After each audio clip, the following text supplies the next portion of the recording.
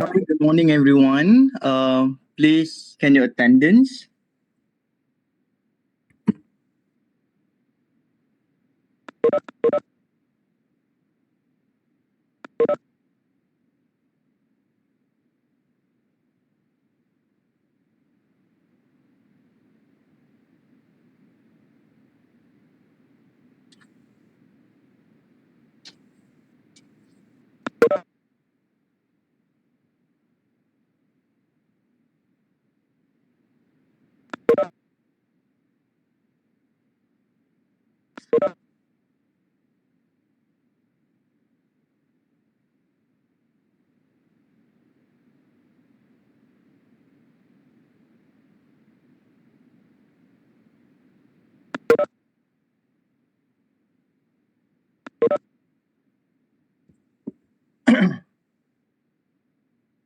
Oh, sorry. It is. Wait, I have mistakenly shared the attendance. Wait a moment. That one is actually just for Putri. My goodness, wait,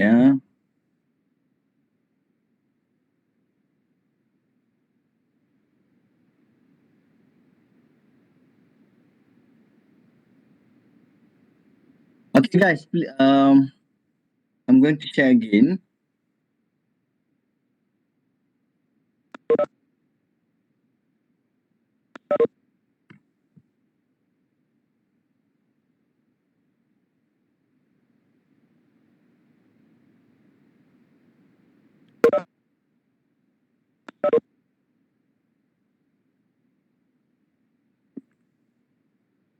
Okay, this is the right attendance. I'm so sorry.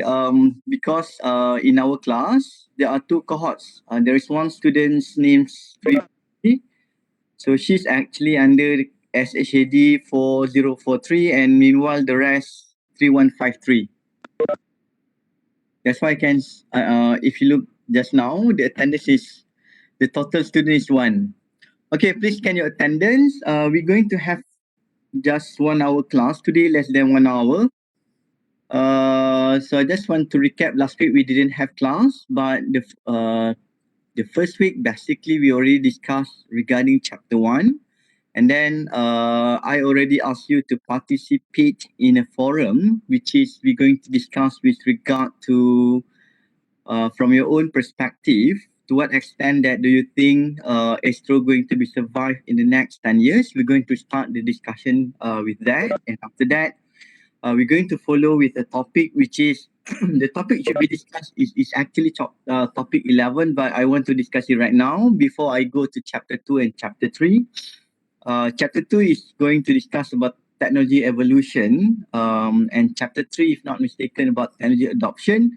So both chapter going to be discussed not today, but on Thursday. Today we actually going to reflect with your forum, and then after that we're going to directly discuss with regard to the competitive advantage in the tech-based industry. Okay. So please scan your attendance first before we start the discussion for 5 minutes, and after that, I'm going to be going to discuss with regard to chapter competitive advantage. I'm just wondering, is it everyone already participated? I think just for Triputri have some difficulties. I think Triputri, are you there? Hi, Triputri. Doctor. Hi. So I think the best way, most probably, I'm going to add you on, um, because the thing like this, you're the only one with code 4043. So it's a bit challenging for you to participate in the forum, but let me try to copy lah nanti. Okay, I'll try to copy, and perhaps we're going to see. Okay, so before we start, while waiting for others to scan the attendance and to join the class, is it any question from Fauzan? I'm sorry, but my camera is error. Is there any way I can fill the attendance? So you basically you cannot see. I'm not so sure. Any suggestion, everyone? Thousand basically cannot scan due to the camera problem. Is it I can copy this one and then I will text you after this, Fauzan. Okay. So while waiting for other to scan the attendance, how many people right now? 27. Mana lagi? There are another 5 that still not scanned the attendance, and then another 3 students, 2 students, 4 students are absent. 27, 31, 5 students. Okay, so shall we start? So based on, if you try to remember, the first week basically I have given you something to discuss with regard to the astro survival. Can anyone give your point of view first before I go to the next chapter? Anyone?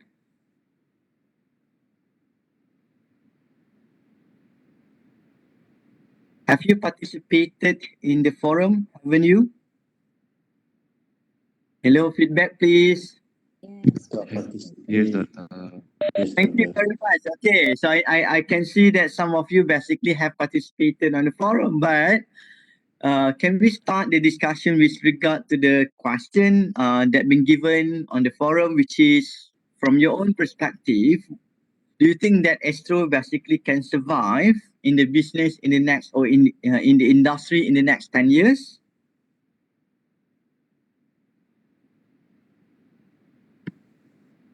Guys, I think it depends, Doctor. could you actually give some elaboration, not just yes, maybe? Okay, it's okay. There's no right or wrong. Just actually from your opinion. Okay. Mm-hmm. Correct.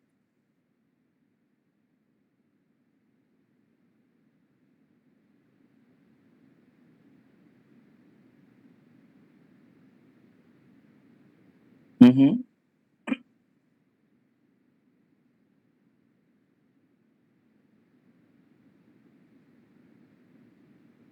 Mm-hmm.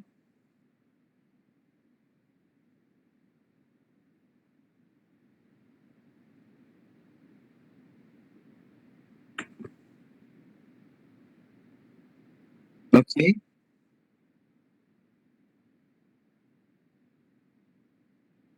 Thank you. Okay, thank you very much, Chris.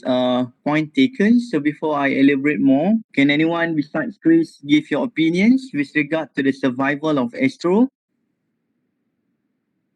Should I call your name or you want to voluntarily give your opinion? I think I will try first for me, Doctor. Thank you very much, Faik. Okay, so exactly from my standpoint, Astro might be not surviving because the technology is very not up to date. However, if Astro change their strategy, how to improve their technology during this time, might be Mm-hmm. can might be can survive because basic for the entertainment technology that we have to produce our own content. So Astro is one of them Good. because they have received a lot of content and they also coordinating with a lot of networking from all around the world for the channel and others. But um but yeah, it's just not very convincing to us right now for the Astro if they're not changing the strategy for the future. Thank you, Doctor. Thank you very much, Faik. So I just want to get one opinion from the girls, perhaps, because we have opinion from the boys already too. Two boys already given their opinion. So anyone from perempuan, wanita, Doctor, sides? I can try. Um, Hazel, yes, thank yeah, you. I heard the point from Fai. I think it's very good because he said that Extra actually create some their own content. But I would say as their royal customer, but they actually doesn't know what is customer really want. You see, Astro Go actually don't have high views, and then but Mm, you can see in the current market they actually have a lot of TV Android box emerge, which they can offer over 1,000, where mm, Astro only offer like 200, but they give the price per monthly, like 189 for me, which I will definitely switch to TV box for just cost me like 400 one time. Okay. Thank you. It's quite interesting because you taken your, your share your perspective as a customers. That means, in terms of pricing strategy that being used by Astro, because Astro using this kind of subscription pricing strategy, you need to pay monthly to subscribe to the services. Meanwhile, right now there are a lot of technologies. With regard, like you said, TV box. I just want to highlight what has been said by Chris, whereby Astro basically has been in existence for more than 20 years, if I'm not mistaken, since 1996 or 95, 96 code. So basically, they're already in the business for about 25 years, and then currently they are facing this kind of new norm in the industry, like been said by Faik, whereby a lot of technology comes in and then they need to embrace. They cannot simply focusing on what we call it entertainment only, because certain people, for example, I asked actually my friend why they still actually using Astro. Myself, basically at my home, I think for the past 3 years, yes, to be exact, I already terminated Astro services, and then during that time, because I'm not actually into this kind of entertainment, some of the Malaysian, especially like for the Malays lah, they love to watch Astro Ria, betul kan? And then during that time, Astro making a lot of money. If you remember, they have a lot of like entertainment like Academy Fantasia, and then they have what else? I'm not pretty sure. I'm not into this kind of entertainment. But back to my friends, the reason why they actually still subscribe to Astro due to the football license. That means if they want to watch football, they actually would rather go for Astro, since RTM basically not having that kind of license. But nowadays, like we said, Hazel, everyone need to agree. Um, we have a lot of medium for us to watch, not only entertainment slot, but also like sports. Okay, for example, if you want to watch football, you can actually go to the online streaming and then viewing it on YouTube for free. Okay, or perhaps you try to use this kind of what you call it. Dia panggil apa TV box, is it? What do you call it? Or some of Yeah. you call it Android TV, for example. Okay, whereby you just actually pay one shot. That means you do not need to pay for the monthly fees, and then from that, basically you can watch thousands of channels all over the world, basically. And then even Astro, okay, even because my brother basically using this kind of TV box. But I know that basically it's kind of illegal because they try to, I'm not pretty sure, but they're using this kind of other people's line, or they hack the system. And then from the TV box itself, you basically can watch many of Astro channel as well. Am I right? And how many of you here basically at your home? Okay, this is a very quick survey, everyone. How many of you here at home still using Astro? Can you actually share with me on the chat section there? How many of you here, particularly among Malaysians, siapa yang masih menggunakan SDR? Particularly among Malaysian, you are still using Astro.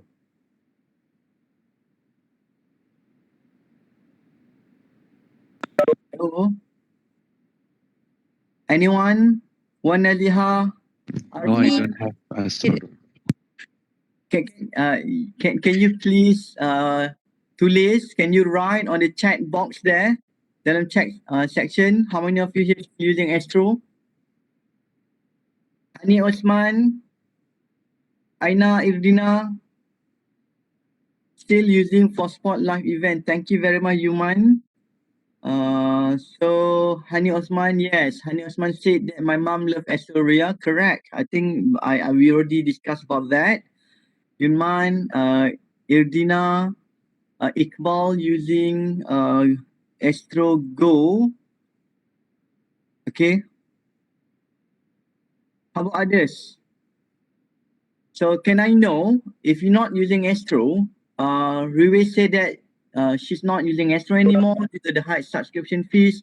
So if not using Astro, yes, thank you, Hazel. What kind of services that you use? I mean, nowadays many people currently having smart TV. So definitely, whether you're using Android TV box, Atika. My father used to watch National Geography. Wow, your father is kind of adventurous. Dia suka tengok National Geography. Interesting, Naziha. Who else? Okay, can you share with me? Kalau you tak nak type, please actually give the feedback. I just want to know, Melissa, for example. I mean, Melissa from Indonesia, right? So can you share with me those Indonesian students in your home country? What kind of what we call it television services that you have in your country?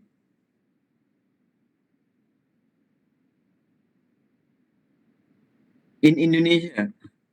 I still remember when I was in Melbourne before, we are using Fox TV. I mean, that kind of like an Astro. Okay, like Indonesia, what kind of services do you have? In the home, doctor. In the home, like Indonesia, you have in the home, Indovision, in the home. Thank you very much. It's kind of new knowledge for me. So that means if we go to Indonesia, we want to live there. So most probably we Indovision. So how Indovision? What is the best part of Indovision? You still actually have many television, right? But myself right now, I'm using Uni5 TV, HIP TV, right? They call it HIP TV, and then plus, actually many of the drama or perhaps documentary I just simply watch from Netflix. Okay, I think that's the discussion with regard to the forum. I'm going to glance through, make sure those who still not participated yet, please do so because I'm going to see your point of view and assess your participation in for the class activity. So the next thing that I'm going to discuss is with regard to chapter competitive advantage. So as we know that nowadays all the companies, particularly in tech base, need to make something. That means they need to come up with this kind of competitive strategy. We're going to discuss that. But here we're going to discuss in general. I think that's the reason why we already discussed in the beginning the chances of Astro to survive because it's something that totally unpredictable. But for the company to survive, they need to foresee what basically the pollution in the next 10 years, what kind of offerings that mean in terms of like extra services that they're going to provide, okay, and perhaps they also need to think of the coverage, the pricing fees, as well as most probably how they actually, because all this while Astro is kind of like monopoly, okay, until the existence of this kind of online streaming television. So that's why for the past few years they have experience profitability, and then they have a positive revenue, but nowadays totally affected by this kind of new technologies or new services. Okay, so we go next. Industry analysis. I think when we actually want to do this kind of technology strategy is we need to come up with this kind of industry analysis. To what extent that the current industry that you embark into basically attractive. Okay. For example, we need to divide. Okay. What kind of industry is it? And generally, we're going to look in terms of manufacturing industry, construction industry, or services industry. That's actually from the general perspective. And then after that, we actually try to zoom. For example, okay, if you actually venture into this kind of manufacturing industry, so what kind of manufacturing industry can be can your business be categorized? Okay, for example, like in Malaysia, we actually have a code. Kalau you actually quite familiar, we have we call it MSIC, MSIC. You boleh Google and nanti MSIC. I think they just actually come out with this kind of guideline. MSIC, which stand for, you can Google Malaysian Standard Industrial Qualification. So that means this is quite for you who actually embark into PSM, for example. So if you if you want to classify industry, even for research or even from DOSM, DOSM stands for Department of Statistics Malaysia. Okay, so MSIC basically categorize the industry based on certain aspect. If I'm not mistaken, there would be 21 main industry, if not mistaken, as listed under MSIC. They have like the main industry, and after that, depending on the code, normally we actually see that we're going to say that, okay, I'm going to look in terms of industry up to 3 codes. That means to what extent we want to zoom. Okay, for example, if we go to mechatronics, so they're going to classify thoroughly in terms of the type of industry. Okay, for example, we can see in terms of pharmaceutical, we can see in terms of electronic and electrical, and then shipyard, for example. So having said that, I believe that you can refer to the MSIC for those actually in Malaysia lah, but Indonesia I'm not pretty sure. I did a study in Singapore before. So basically for Singapore, they has SSIC, Singapore Standard Industrial Classification, more or less quite similar with Malaysian. Category are quite similar. Okay. Okay, so we go next because normally this is they try to each country normally when they come up with this kind of Malaysia standard industry classification, they try to actually benchmark with World Bank if I'm not mistaken. So that's why more or less it's quite similar. So some industry are more attractive than others, making the companies in them consistently more profitable than those in other industries. Okay. So for instance, there's actually the attractiveness depending, for example, the intensity of the competition, for example, how many competitors, and then we're going to discuss about capital intensity as well. Okay, for example, certain industry, if you want to venture into that kind of industry, you need to have a lot of capital. And then certain industry totally focusing on B2C, or sometimes we simply call it fast growing customers industry.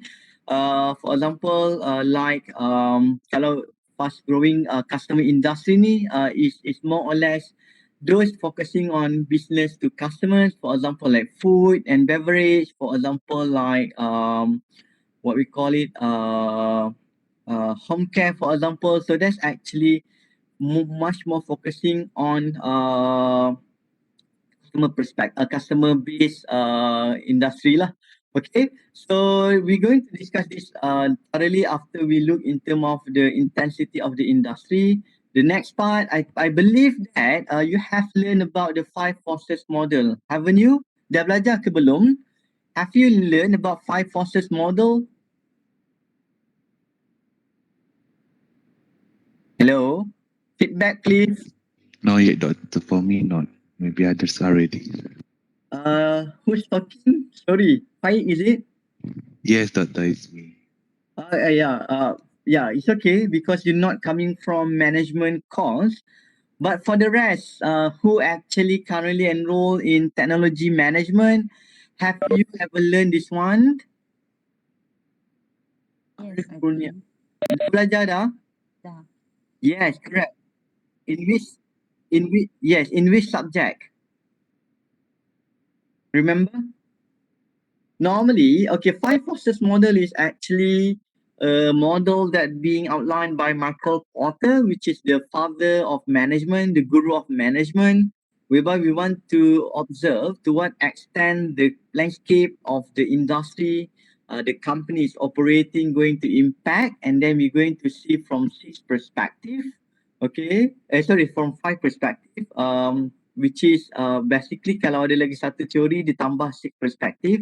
But here, the basic model of the 5 forces, Michael Porter's model, basically focusing on the 5 perspective.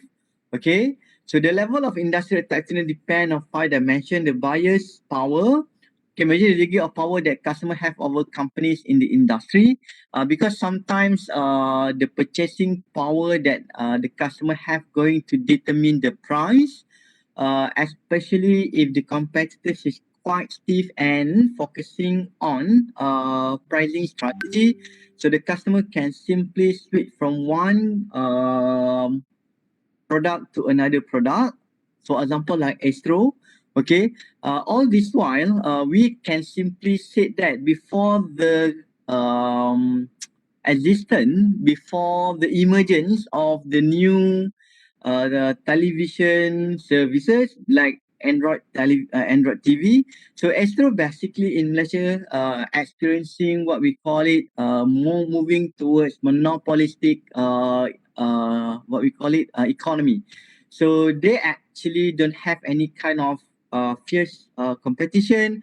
They're quite comfortable with what they have. Even during that particular point of time, Astro actually starting like such a privilege for those who have money to subscribe, and then after that, Astro started to engage with those who coming from B40 and M40. I would say like that, whereby they try to provide a different pricing package. Okay, that means you can simply go for basic, and then you go to the medium kind of basic, and then the advanced one.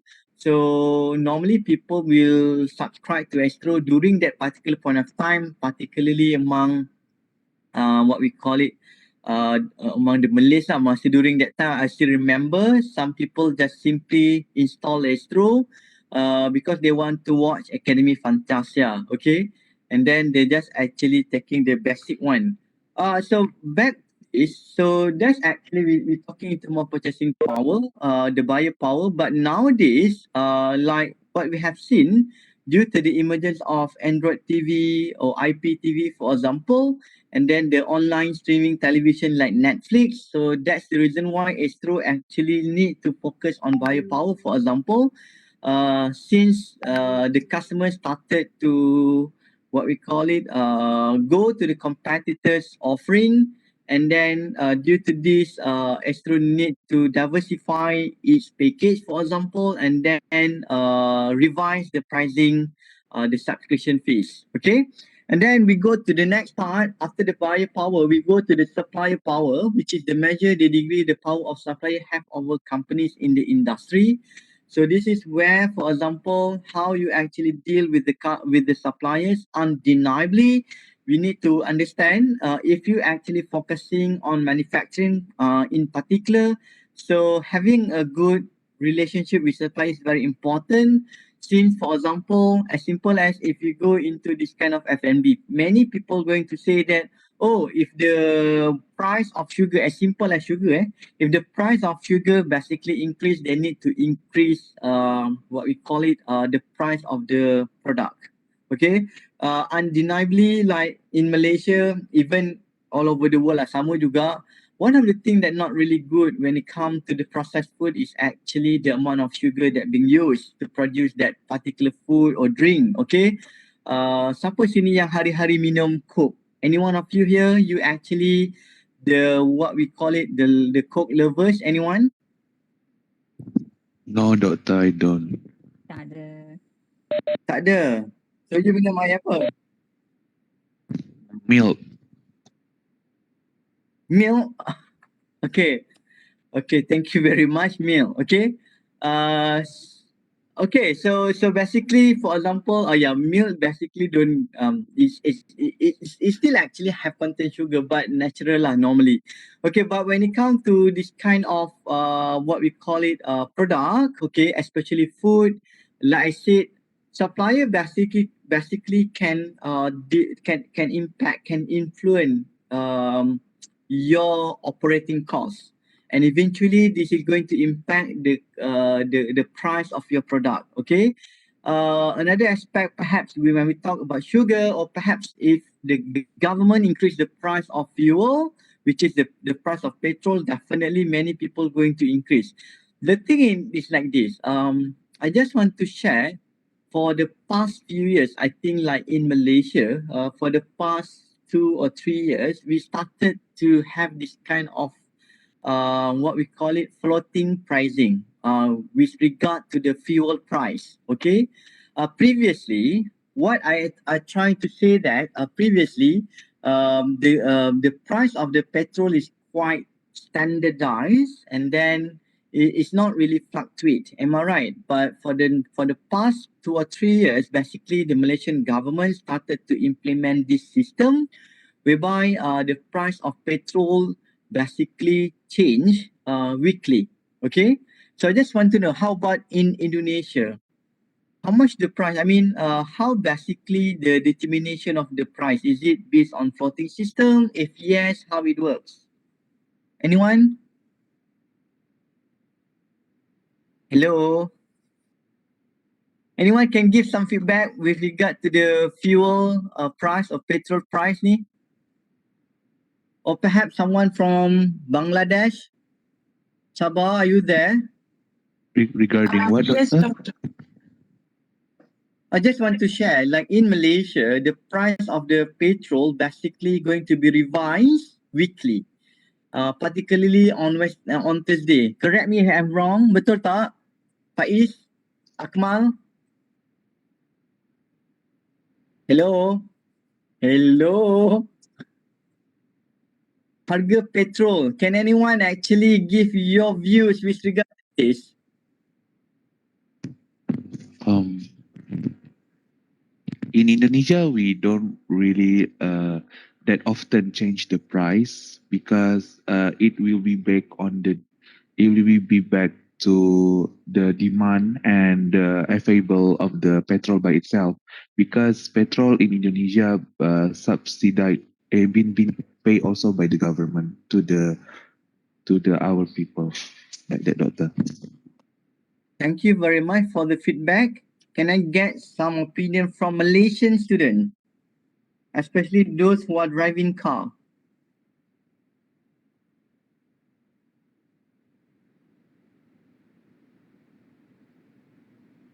Hello?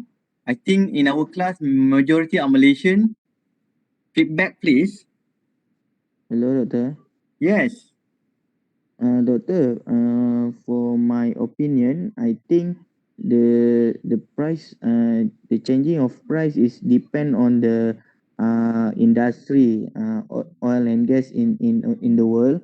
Like for example, last time the price is increased because of Aramco company have been bombed with someone. I'm not sure who the one that doing that, but from that the effect will bring the increase or increase on the price. Okay, thank you very much. It's very interesting fact. All over the world, undeniably, the price of the what we call it the price of the fuel basically determined by the world price. Like Faiz said that if anything happen, like Aramco or perhaps something happen in the Gulf countries is not normally Arab countries that being blessed by this kind of petrol.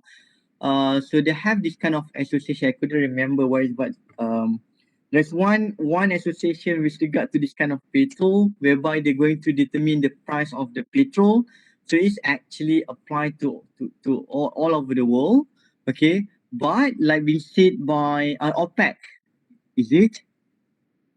Yes, I think so. Thank you very much, Yuman. Thank you very much. So this is actually OPEC that regulate the price of the petrol. However, certain countries they have this kind of approach whereby they're going to subsidize the price of the petrol. Similarly, like in Malaysia, we actually subsidize it heavily before. But since we started to implement this kind of floating system, this is one of the ways for the government not to, to reduce the subsidy to the citizen. Okay. Okay, so like in Malaysia, when we actually change to the plotting system, rather than it's actually based on the fixed price, and then we're going to be revised, for example, like within 6 months and within 1 year. So right now, in Malaysia, it's quite interesting since we actually not increase, we change the price based on weekly basis, based on the OPEC price, like being said by Yuman. So that's actually how it works. But the thing like this, what I want to say with you, like in Malaysia, if the price of the petrol basically increase, many of the companies, many of the businesses, they're going to price the price of the product. Simply say that, oh, because of the price of petrol is increased, so we cannot avoid to increase the price. But the point is, when the price of the petrol basically reduce, none of the business actually reduce the price. So this is actually not so good, okay? Because it's actually could bring inflation to be happen lah. Because the inflation normally referring to the increase of the price, and then we don't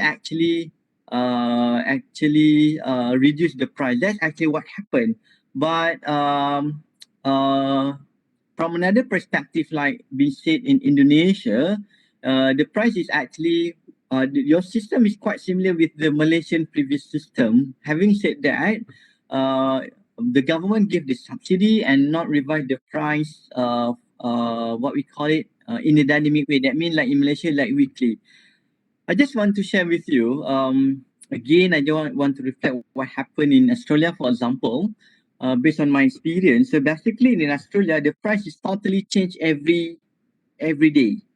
Okay, every day is actually changed, and up to the most interesting part in Australia, for example, the price of each operator is basically different. You got it? Okay. Like they have Shell, and then interestingly, like in Australia, even 7-Eleven have a petrol station, and then they have like BP as well. So for example, if you want to get a cheaper price, so you need to know the price that being offered by all the petrol station. That's one part.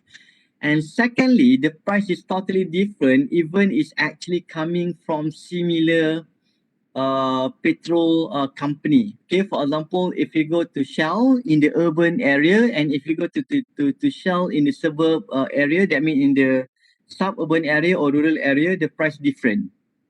Okay, that's actually how it works in Australia. It's totally dynamic. It's totally changed day to day. Like in Malaysia, based on weekly. Like in Indonesia, like you said, is fixed and heavily subsidized by the government. Okay, so how about in Bangladesh? I just want to know that. Sabah? Doctor, in our country, the prices are regulated. I don't know much, but I know that it's regulated by the government and it's Definitely. Yep. not adjusted very regularly. Uh, Okay. it's not very frequent the way you said in Australia, or I just know that it's not regulated very frequently, Okay. adjusted very frequently. Yeah. Yeah, it's quite interesting, right? Because for example, in Australia, definitely they need to have a very dynamic system that basically fluctuate, that could manage the fluctuation of the price. Okay. So we're going to discuss that more. Okay, I just want to go here. Threat of the new entrants, measure ease of entry into the industry. So this is another factors. Normally, the way we want to measure to what extent that they're going to receive the threat for the new entrants depend on the features of the industry. If the industry basically classify as the capital intensive industry, that means you need to have a lot of capital. Definitely, it's quite difficult. And then you also need to look open the regulation of the government, because certain industry basically controlled by the government for you to operate. For instance, when we look in terms of banking or financial industry, banking industry particularly, you need to get an approval from the central bank or Bank Negara Malaysia, Central Bank of Malaysia, for you to operate the business. That means it's not as easy as other business. In comparison, for example, if you want to venture into F&B, nowadays, especially the post-COVID, you can see many people are doing business, selling food, right? Okay, so that means it's much more easier rather than those industry that being regulated by the government. Okay, because certain aspect you need to get approval from the government. Similarly, if we look from the perspective of how the government going to protect the national interest, like in Malaysia, one of the ways for us to protect our national car, which is called Proton, is actually we put a lot of tax, okay, imported tax or excise tax to the imported car. So that's the reason why the price of imported cars such as Toyota, Honda, or other cars basically quite pricey. Compared if you try to compare the price in other countries, simply because we put a lot of tax. Okay, so relatively the price of that particular imported car higher than our national car, which is Proton. That's one of the example for the government to control and protect national interest. Similarly, like in Indonesia, for example, GrabPay basically, I think I have discussed about this. GrabPay basically didn't get the license. Okay, Grab company as a whole didn't get the license to operate GrabPay. Okay, so having said that, the financial aspect being regulated by the government, in that sense, GrabPay need to collaborate with OVO, for example, in order for them to make sure that they can still using that kind of can still using doing that kind of business. Similarly, like in Malaysia, when we talk about 4G, 5G, all this kind of thing is totally under the government license. Okay, like we know one of the main telco in Malaysia basically DG. Do you know that DG from which country basically? Who is the parent? So what basically parent company of DG? Do you know that? Do you know which company become the parent company for DG? Hello, do you know that DG basically not Malaysian based? Guys, feedback please. Yes, doctor, we don't know DG where it's come from. How many of you here using DG? Can I know? How many of you here using DG? I just want to know. I used to use it before, but not anymore. Are you used to use it before? Okay. Okay. Thank you very much. I think someone already answered it. Where is it? Just want to check. Zenith, thank you very much. It's actually from Telenor, which Telenor is a company in Norway. So I just want to share with you, DG basically not Malaysian based. So that's the reason why when it comes to, I just want to share with you the previous experience when the government launched 4G, for example, they actually didn't have the license. Okay, 4G or 3G, they didn't get the license. And during that time, Times, that's actually one of the company that received that kind of license. So they need to collaborate with Time in order for them to do the business. That's actually one of the example lah. And nowadays there's another company which is Malaysian based called apa yang student selalu pakai apa? U Mobile, correct. You tak sebut, I sebut. U Mobile. How many of you here using U Mobile? I'm using you mobile, doctor. You're using U Mobile, is it? So do you know Yes. U Mobile in Malaysia basically under which company or under which conglomerate? Anyone who are using U Mobile? Yes, doctor. Do you know that U Mobile basically under which company in particular? No idea.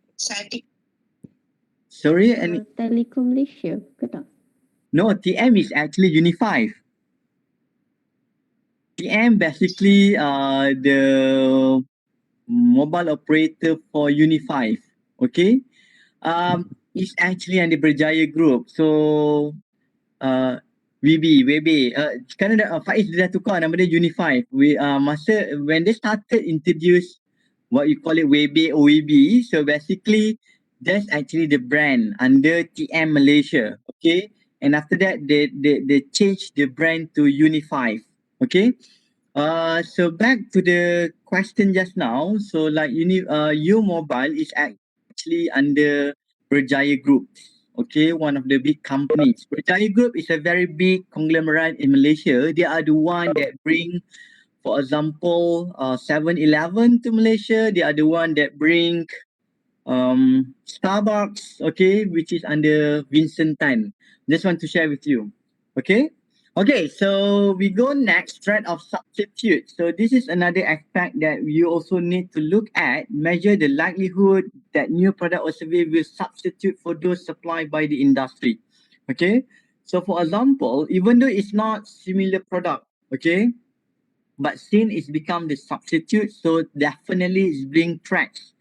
A good, what we call it, a very great threat to the company. For example, uh, like what we call it, Grab, for example, is not like taxi, but it's bring threat to the taxi drivers. Who? What else? Can you share with me something that actually, in terms of the system, for example, like when we talk about the online streaming services, television services, it's not actually offering similar product with DVD or VCD, but it's actually being a big threat and become the substitute. Okay, so having said that, substitute means that you are not offering similar product, but the product being offered totally can substitute the function or perhaps the features of that particular product. Can anyone give example? Saya pun masih start nak fikir example. Can anyone give example when we talk about substitute in the industry? Doctor, maybe before the Wi-Fi was very common, people used to use the modem, the portable modems in laptop, then buying data Okay. before there was Wi-Fi. So I think Wi-Fi came with the new thing, and it can be a substitute. Yeah, I can say like that. Thank you very much, Sabah. Okay, so one of the things that perhaps I just want to share with you, one of the great findings, previously, like in Western countries particularly, many of the bookstore, which is the bookshop, couldn't actually sustain its business due to the fact that many people change their habit from just reading a book, they change to the e-book. Am I right? Or perhaps they can simply read a book through e-book, for example. And then they have this kind of tablet. I couldn't remember the name of this kind of e-book tablet. But many of the companies like Borders, they stopped the operation in Australia, for example, because the demand is quite slow. But recently, due to the COVID-19, people start to buy again books, the physical books. Okay, perhaps many of people, I think this is something that we need to think about. If you try to observe, everyone, the culture of Western people. This is the good part of the Western people that perhaps we can take as an example. When they commute, that means if they actually travel from one location to another location, that means for example, from the house to the office, so they will take train.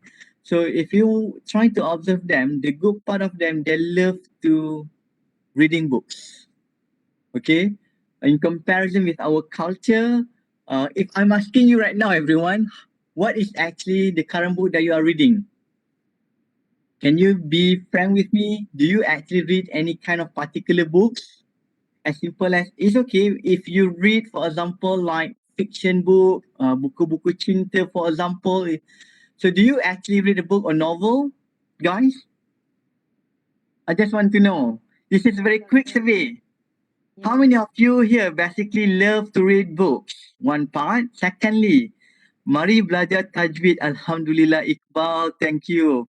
Tapi buku tu berapa ringgit? RM5. Okay, Iqbal, tak apa. Saya pernah beli satu buku hijau RM5. 6 angka menjelang 25. Wow, Nuri Izzah, thank you very much. It's quite interesting. So what book do you read? I just want to know what is actually the current book that you read, and then when did you buy the book? Anyone, please? Say hijau warna daun. Buku apa tu, Faiz? What kind of book? 3 read novel. Interesting. What kind of novel did you read? 3 Anissa, Teruntuk Langit. Anissa, what's that? Is it a novel? Yes, like a poem novel lah macam tu. Oh, okay. Interesting. Okay, it's okay. You know what? I just want to go back to Facebook. Akmal buat lawak. Dia kata dia baca Facebook. Facebook is not a book, guys. Okay, Facebook is not a book. Okay. So basically, what we call it, I just want to share with you. I love. Please. My advice. Please actually. What we call it, go into another kind of perspective. Please try to build up or develop or nurture this kind of reading habit. Um, if you actually love to read novel, is okay. It's quite interesting. For example, like one of kita ni management guru, okay, Michael Porter basically can be considered as a management guru. Kalau kita tanya dia, sebenarnya Michael Porter ni lah, dia buat benda ni lah, the five forces model basically invented by Michael Porter, this model. But if you try to actually look what kind of book that basically he read, okay, so Michael Porter read a lot of novel books. When people asking him why basically you read novel books, okay, because many of the novel, even like fiction, for example, they actually try to portray the life. That means how people actually making a living, how people basically feel. Betul kan, Anissa?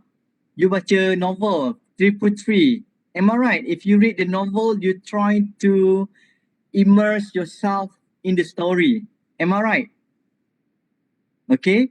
So having said that, he said that maybe lah one of the best way if we try to understand people or human basically through reading books.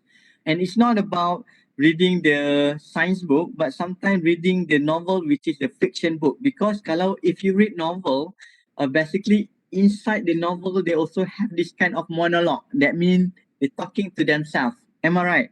Okay. So that means we try to visualize if we were in that situation, so how we try to react.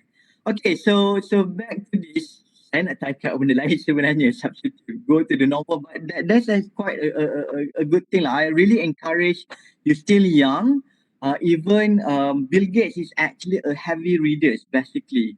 Okay, for him to come up with a new idea, he will isolate himself for a week and then he read 100 of books. He's actually a fast reader. That means he can simply, because the book sometimes we just need to skim and then people say people actually impressed with Bill Gates' way of reading. That means he very fast readers. He can reading fast, and at the same time he capture all the content easily. That means he has a what we call it strong memory. Okay. And last but not least for today, the last point is degree of rivalry. So measure the degree of competition between firm in the industry. So this is where, for example, we need to know who are our competitors and how fast basically competitors can retaliate, can take action if we actually do something new. Okay. Because for example, like if you can see in tech-based industry, as simple as smartphone industry, so we can see nowadays, every year each company need to come up with a new model in comparison with the last few decade. For example, dulu, okay, previously, the company just actually produce a new product within 1.5 months and 1.5 years plus 2 years. But nowadays it's getting faster, and I believe that sekarang ni memang is become a trend. We need the tech based company always need to come up with a new product. Okay. Okay. So I think I'm going to stop it right now. Do you want to share anything with regard to the five forces model, everyone?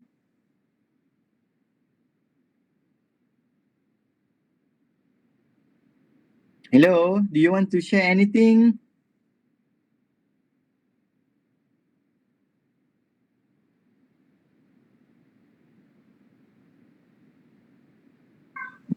Doctor? Yes, please.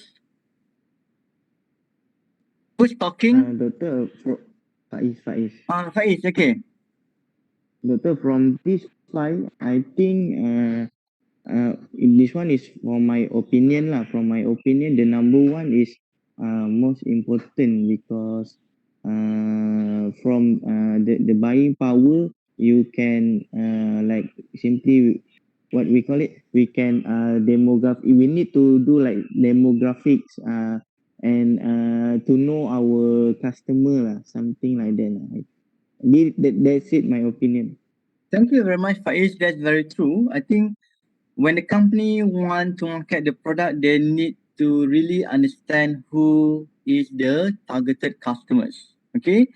And then from that, they try to not only they need to know who is the targeted customers, and secondly, they need to understand the customers that they want to cater with the product or services. Okay, so that's very true because eventually the one that going to buy your product is basically your customers. The one that actually going to give you the revenue stream basically your customers.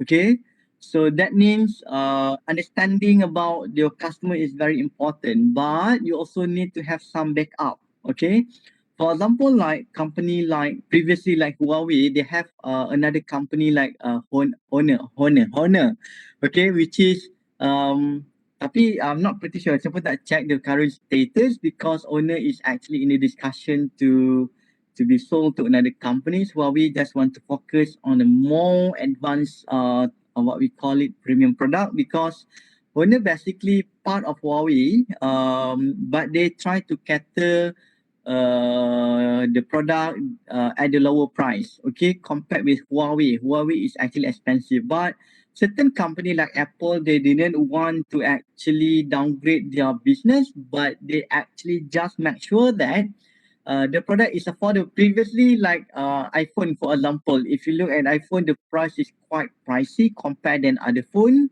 Okay, but they also actually think that they need to offer something that could be paid that mean affordable to the customers. That's the reason why they still continuing the previous version of the product like iPhone. Saya tak ingat lah iPhone ada masih ada lagi yang lama-lama to make sure that the price is actually much more lower and people can still using iPhone. Okay.